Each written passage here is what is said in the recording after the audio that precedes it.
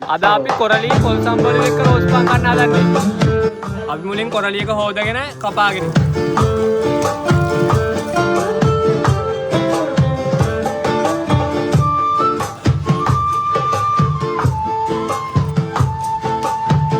අපි දැන් ලුණු සුදු ලුණු කොච්චි ටික කපා ගමු.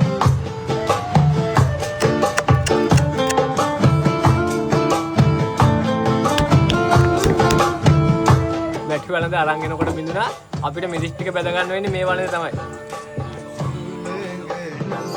අපි දැන් තෙල් වලින් ලුණු සුදු ලුණු ටික කර කර ගමු.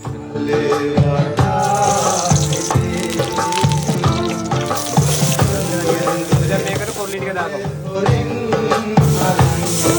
දැන් බෙදගත්ත මිරිස් ටික තෙලට දාගත්ත ලුණු එකට දාගමු. අපි දැන් මේ කොරළියකට වතුර ටිකක් දාගමු. අපි දැන් මේකට ලුණු ටිකක් දාගමු. මේකට අපි ගම්මිරිස් ටිකක් දාගමු. අපි දැන් පොල් ගෙඩ බිඳ ගමු.